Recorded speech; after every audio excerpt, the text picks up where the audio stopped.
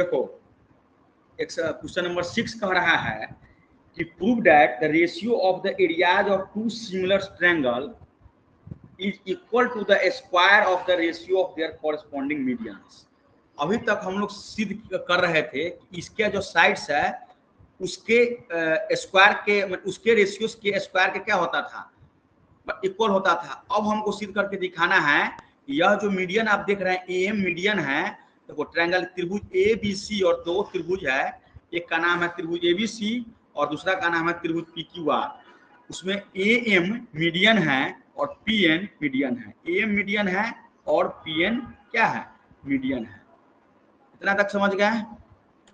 अब जो क्या कह रहा है इसमें जो दिया गया है हम उसको क्या करेंगे, लिख लेंगे। इसमें क्या क्या दिया गया है, सबसे पहले दिया गया है कि त्रिभुज ए बी सी और समरूप है त्रिभुज पी क्यू आर के। जो हम क्या जानते हैं कि अगर किसी कोई भी दो त्रिभुज आपस में समरूप तब होंगे, सिमिलर तब होंगे जब उनके संगत कोण आपस में बराबर हो तथा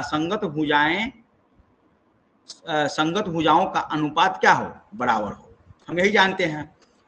तो इसमें कह रहा है कि त्रिभुज एबीसी, यह जो त्रिभुज एबीसी है यह जो है और यह दोनों क्या है, आपस में समरूप है। जो दिया गया है हम यहाँ पर लिख लिए। उसके बाद जो है हम क्या किए कि तो कह रहा है सिद्ध कीजिए कि त्रिभुज एबीसी का जो क्षेत्रफल है और त्रिभुज पीक्यूआर का जो क्षेत्रफल है वह उसके मीडियन के स्क्वायर के बराबर होता है। मतलब कि इसके यह जो मीडियन एम है और पीएन है, एम स्क्वायर बटे पीएन का स्क्वायर, या एक लाइन और इसको लिख सकते हैं ए एम बटे पी एन का होल स्क्वायर। यही साबित करना है। तो क्या करेंगे, हम प्रमाण में चलेंगे। क्या हमको सिद्ध करना प्रमाण में? देखो यहाँ पे हमने क्या किया, प्रमाण में हम क्या किया कि त्रिभुज एबीसी एवं त्रिभुज पीक्यूआर में हम गौर करेंगे। हम त्रिभुज एबीसी और त्रिभुज पीक्यूआर में गौर कर रहे हैं तो क्या हम देख रहे हैं, सबसे पहले हम देख रहे हैं, देखो दोनों त्रिभुज में अगर गौर करेंगे तो ज्यों ही समरूप है इसका मतलब है कि दोनों भुजा क्या है, संगत कोण क्या है, आपस में बराबर है।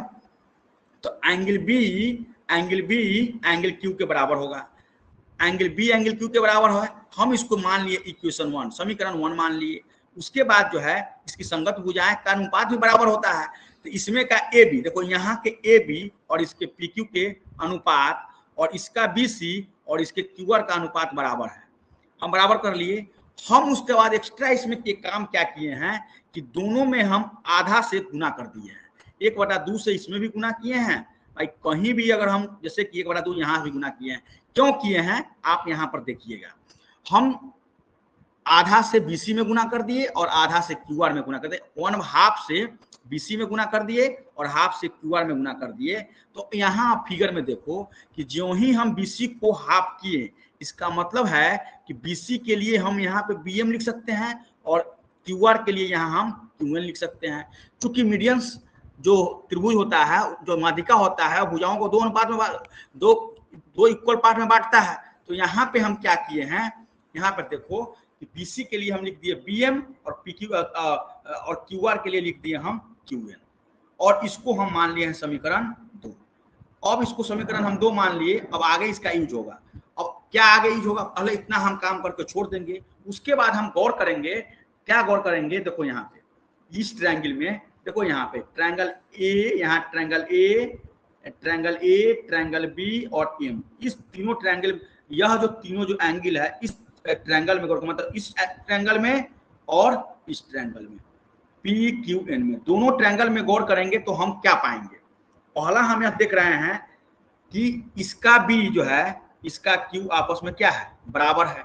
जो ही यह कहां से आया है, तो देखो यहाँ हम इक्वेशन 1 से जब हम दोनों समरूप किए थे तो इसकी संगत कोण बराबर थी। इक्वेशन 1 से यहाँ पे हम लिख दिए हैं कि एंगल बी एंगल क्यू के बराबर है। कहाँ कैसे आया, समीकरण 1 से जो ऊपर से आया है। और ए बी बटा पी क्यू बराबर बी एम बटा क्यू एन, देखो यहाँ ऊपर है, और लिख दिए समीकरण 2 से। अब इसमें देखो एक भुजा, दो भुजा और एक कोण, दो भुजा और एक कोण आपस में क्या है, बराबर है। दो भुजा और एक कोण आपस में क्या है, बराबर है। तो त्रिभुज क्या हो जाएगा, हम क्या जानते हैं, किसी भी दो त्रिभुज में अगर दो भुजा और एक कोण आपस में बराबर हो तो वह त्रिभुज क्या हो जाएगा, समरूप हो जाएगा। या किससे होगा, तो समरूपता की कसौटी भुजा कोण भुजा से, यह दोनों त्रिभुज आपस में क्या हो गया, समरूप हो गया।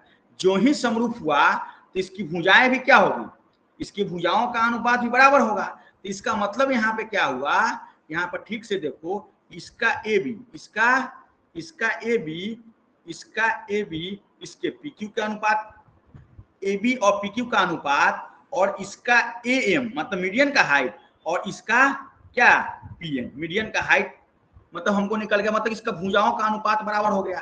तो जब ये बराबर हो गया तो अब हम लिखेंगे कि त्रिभुज एबीसी का क्षेत्रफल अब बटे त्रिभुज पी क्यू आर का क्षेत्रफल।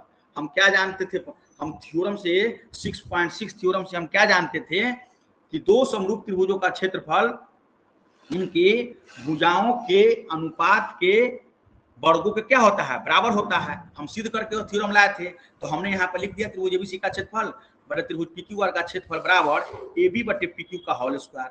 और ए बी देखो यहाँ पर इस ए बी बटा पी क्यू के लिए हम एम बटा पी एन लिख सकते हैं, तो हमने यहाँ पर लिख दिया कि त्रिभुज एबीसी का क्षेत्रफल बटे पी क्यू आर का क्षेत्रफल ए एम बटा पी एन का, मैंने ए बी बटे पी क्यू के लिए हम यहाँ लिख दिए, देखो यहाँ इसका बराबर, इसके बराबर है ही, तो ए बी बटा पी क्यू के लिए हम लिख दिए ए एम बटा पी एन का होल स्क्वायर, और यह क्या हो गया, प्रूफ हो गया। बोलो कहीं कोई दिक्कत, कोई दिक्कत?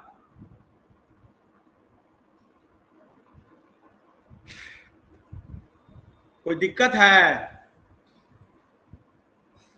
नहीं। चलो अब जो है क्वेश्चन नंबर, ये क्वेश्चन नंबर है वो 6 था, यह 7 है। 7 में देखो, 7 में क्या कह रहा है, क्वेश्चन नंबर 7 जब हम देखेंगे तो इसमें कह रहा है कि prove that the area of an equilateral triangle described on one side of a square is equal to half the area of the quadrilateral triangle described on one of its diagonals। अब इसमें देखो क्या करना है, देखो इसमें एक square दिया गया है और इस स्क्वायर को इधर बढ़ाएं, इसको इधर बढ़ाएं, तो यह एक इक्विलेटरल ट्रायंगल बन गया। इक्विलेटरल ट्रायंगल में होता है समबाहु त्रिभुज। क्या होता है, इक्विलेटरल का मतलब होता है, इक्विलेटरल का मतलब होता है समबाहु। समबाहु का अर्थ बताओ तो क्या होता है, समबाहु मतलब क्या, जिसकी तीनों भुजाएं आपस में क्या हो, बराबर हो। समबाहु मतलब इस, हम वर्ग की भुजा क्या होते हैं, वर्ग की जो टोटल भुजा होती है क्या होती है, बराबर होती है। तो मान लीजिए हम इसका साइड ए है, तो ये भी ए होगा, ये भी ए होगा और ये भी होगा, और यहाँ पे एक इसको डिस्क्राइब करके बढ़ा के जो है इसको यहाँ पे इक्विलेटरल ट्रायंगल बनाया गया। तो इसका मतलब क्या हुआ कि अगर यह ए है, यह अगर ए है तो यह भी भुजा ए होगा, यह भी भुजा ए होगा, और फिर जो इसको आगे बढ़ाकर और इस भुजा को आगे बढ़ाकर हम सेम काम किए, तो यह भुजा ए है और यह भुजा ए है, तो सामने वाला भी क्या हो जाएगा, ए होगा कि नहीं होगा, बोलो जल्दी, होगा कि नहीं होगा, होगा। तो अब इसमें हम क्या कर सकते हैं बताओ, क्या कर सकते हैं बताइए। अब देखो यहाँ पे हम क्या लिखेंगे, लिखेंगे कि क्या क्या पहले दिया गया है। सबसे पहले जो दिया गया है उसको हम क्या करेंगे, लिख लेंगे। तो गिवन में क्या है, दिया गया क्या है कि दो इक्विलेटरल ट्रायंगल्स है, मतलब दो समबाहु त्रिभुज है, दो समबाहु त्रिभुज है, जिसमें कौन कौन है, त्रिभुज, गौर करो BCM। देखो यहाँ पे, यहाँ थोड़ा इधर कर देते हैं, देखो यहाँ BCM एक है, BCM, और दूसरा क्या है, दूसरा है ACN। देखो गौर करो, ACN यह त्रिभुज है। देखो अब यहाँ पर तुम लोग सोच रहा ही होगी कि यहाँ पर √2a कैसे आया। देखो अगर यहाँ पे हम गौर करेंगे, यह भुजा √अंडर a कैसे आया से पता है, वर्ग का विकर्ण क्या होता है, वर्ग का विकर्ण होता है, ऊपर देखो हम लिखे, वर्ग का जो विकर्ण होता है वह क्या होता है, √2 × a, यही ना होता है। इसको कैसे निकालते हैं, यह एंगल 90 डिग्री है, तो इसको हम यहाँ से भी हम पाइथागोरस से भी निकाल सकते हैं, लेकिन अगर याद कीजिएगा फॉर्मूला इसका ये होता है, वर्ग का विकर्ण होता है √2a। तो यह रूट अंडर 2a है, इसका मतलब है ये भी रूट अंडर 2a होगा और ये भी रूट अंडर 2a होगा। अब बात समझ गए। अब देखो ये हम क्या करेंगे, अब जो है हम क्या करेंगे, यहाँ पर देखो तो क्या करना है, सिद्ध क्या करना है, तो यहाँ पर लिखेंगे सिद्ध करना है। क्या करना है, सिद्ध करना है। क्या सिद्ध करना है, तुमको सिद्ध करना है कि त्रिभुज BCM का जो क्षेत्रफल है, त्रिभुज BCM का जो क्षेत्रफल है वह हाफ है त्रिभुज ACN के क्षेत्रफल के। मतलब साबित करके दिखाना है कि त्रिभुज BCM का जो क्षेत्रफल है वह त्रिभुज ACN के क्षेत्रफल का आधा है। देखो यहाँ पे इसका जो क्षेत्रफल है और इसके क्षेत्रफल का क्या है, आधा है। यह आधा है किसके, इसकी, मतलब ACN के आधा है BCM। यह साबित करना है। अब साबित कैसे होगा, तो ऊपर हम देखो, अब हम लिखेंगे प्रमाण। क्या लिखेंगे, प्रमाण। प्रमाण में हम क्या करेंगे, यहां पर चूंकि दिया गया क्या है, AC बराबर रूट अंडर 2a है, तो हम गौर करेंगे त्रिभुज BCM और त्रिभुज ACN में हम गौर करेंगे तो हम पा रहे हैं क्या, त्रिभुज BCM समरूप है त्रिभुज ACN के। क्यों है, क्योंकि इसके तीनों एंगल आपस में क्या है, बराबर है, AAC। एंगल से देखो, यहाँ पे गौर करो, BCM यहाँ है, BCM है, इसका तीनों एंगल बराबर है आपस में, और इसका ACN है, इसका भी तीनों एंगल ये एंगल बराबर होगा, इसमें ये एंगल बराबर होगा, तीनों एंगल आपस में बराबर है। तो हम यह त्रिभुज को क्या कर दिए, समरूप कर दिए। बहुत इजी सवाल है, बस थोड़ा दिमाग लगाने की जरूरत है। हम त्रिभुज को क्या किए, समरूप किए, और ज्यों ही समरूप किए इसका मतलब क्या होगा, अब हम लिखेंगे, इसलिए त्रिभुज BCM का क्षेत्रफल, त्रिभुज BCM का क्षेत्रफल अब बटे त्रिभुज ACN का क्षेत्रफल। त्रिभुज BCN का क्षेत्रफल और त्रिभुज ACN का क्षेत्रफल हम करेंगे, इसका एक भुजा जो जरूरत है भुजा उत्तर लो। तो यहाँ पे जरूरत है, अगर हम फिगर में देखेंगे तो जरूरत है, क्या जरूरत है, BC, इसका BC और इसका AC का होल स्क्वायर। हम लिख सकते हैं कि चूंकि वहां से 6.6 थ्योरम से आ रहा है या, तो BC। अब यहाँ पर देखो, अब यहाँ पर फिगर देखो, BC के लिए हम क्या लिख सकते हैं, BC के लिए हम लिख सकते हैं, क्या लिख सकते हैं, BC के लिए हम A, देखो यहाँ BC पर A है, तो BC के लिए हम A स्क्वायर लिख सकते हैं। तो यहाँ पर हम BC के लिए लिख दिए A स्क्वायर बटे AC के लिए हम क्या लिख सकते हैं, AC का मान है रूट अंडर 2a का होल स्क्वायर। यहाँ पर लिख दो त्रिभुज BCM का क्षेत्रफल बटे त्रिभुज ACN का क्षेत्रफल। बात समझ रहे हैं। अब देखो, अब इसको हल करेंगे तो क्या हो जाएगा, A स्क्वायर रूट 2 में रूट 2 से गुना करेंगे तो 2, और A में से स्क्वायर करेंगे तो A स्क्वायर से A स्क्वायर खत्म हो गया। फिर लिख देंगे BCM का क्षेत्रफल बटे त्रिभुज ACN का क्षेत्रफल। तो क्या आया, तुमको क्या आया, फिर एक लाइन लिखेंगे, इसलिए त्रिभुज BCM का क्षेत्रफल बटे त्रिभुज ACN का क्षेत्रफल बराबर 1/2 आ गया। अब 1/2 आ गया तब तुम हो गया, प्रूव हो गया। यही तो सिद्ध करना था, अरे यही तो सिद्ध करना था कि नहीं करना था। तो हम क्या, एक लाइन मौन है तो एक लाइन लिख लो, एक लाइन मौन है तो लिख लो यहाँ पे, इसलिए त्रिभुज BCM का क्षेत्रफल बराबर होगा हाफ इंटू त्रिभुज ACN के क्षेत्रफल के।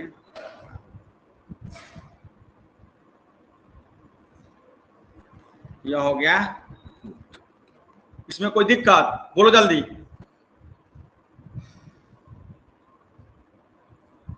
बोलो।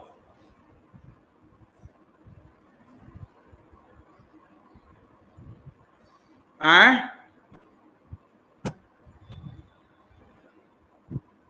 आवाज सुनाई दे रहा है? नहीं है दिक्कत। तो इतना देर में क्लास में कहीं इतना देर में हो? अब देखो क्वेश्चन नंबर 8 देखो, क्वेश्चन नंबर 8। किताब है सबके पास? किताब है बगल में कि नहीं है? है। चलिए क्वेश्चन नंबर 8 बना के दिखाइए। तो क्या कह रहा है कि ABC and DEF are two equilateral triangles such that D is the midpoint of BC. The ratio of the areas of triangle ABC and BDEG कितना होगा? अगर एक लाइन में अगर हमको बनाना होगा तो कितना होगा? आराम से पहले खट सिंपल ट्रायंगल बना लो, ट्रायंगल बना लो। इसका नाम दे दो A, इसका नाम दे दो B, इसका नाम दे दो C, और जो है इसका जो है दोनों का मिड पॉइंट है, इसका नाम दे दो, इसका नाम D दे दो और इसका नाम E दे दो। और हम क्या लिखेंगे?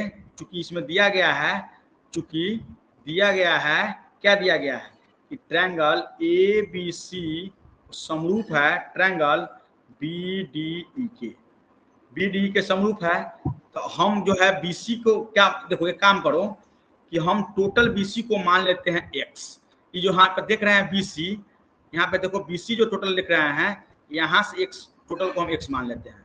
तो हम यहाँ पे हम लिख देते हैं चूंकि माना कि BC बराबर x, तो BC बराबर x है तो BD बराबर क्या होगा? चूंकि यह मिड पॉइंट है तो मिड पॉइंट त्रिभुज को दो बराबर भागों में बांटता है, तो क्या हो जाएगा? BD बराबर क्या हो जाएगा? x/2 हो जाएगा। तो BD बराबर हो गया x/2। अब यहाँ BD बराबर x/2 हो गया तो हम यहाँ पर लिखेंगे, इसलिए क्या लिखेंगे? इसलिए त्रिभुज ABC का क्षेत्रफल बटे त्रिभुज BDE का क्षेत्रफल। तो त्रिभुज ABC का क्षेत्रफल क्या होता है और त्रिभुज BDE का क्षेत्रफल दोनों का करेंगे तो दोनों के भुजा के अनुपात के स्क्वायर के बराबर होता है। इसका BC और इसका BD का होल स्क्वायर कर देंगे तो इसका BC के कितना आ जाएगा? BC के मान यहाँ पुट कर दो, तो BC के मान यहाँ पुट किए तो क्या हुआ? x, और BD के मान पुट किए तो x/2। अब इसका होल स्क्वायर कर दो। अब होल स्क्वायर करेंगे, इधर हम कर देते हैं, उसको लिख लेना। तो x का क्या हो जाएगा? x² बटे यहाँ पे x² बटे 4, यही ना होगा? तो हम यहाँ पे करेंगे तो x क्या हो, एक लाइन और लिख लो यहाँ पे, अच्छा रहेगा कि x² बटे x² 1 4/1, x² से x² खत्म हो गया तो कितना हो गया? 4/1। इसलिए जो है यहाँ पे हम लिख सकते हैं, क्या लिख सकते हैं?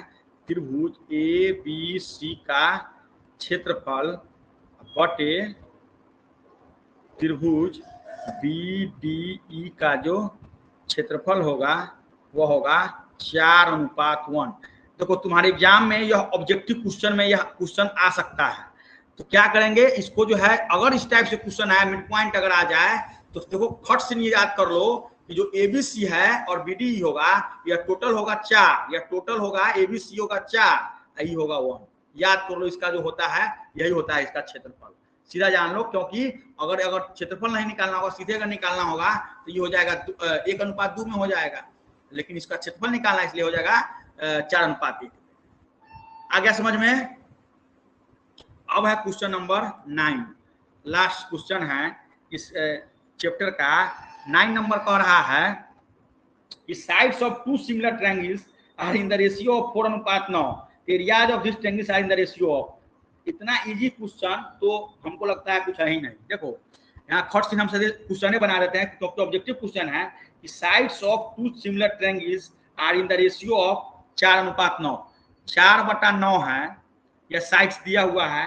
तो कह रहा है इसका एरिया निकालने के लिए, तो खट से इसका एरिया के स्क्वायर कर ना दो, तो 4 चौका 16 और 9 9 81, यही हो जाएगा 16:81। यह हो गया आंसर, आंसर हो गया। इसका आंसर हो जाएगा क्या? आ गया समझ में? आ गया समझ में? ये सर।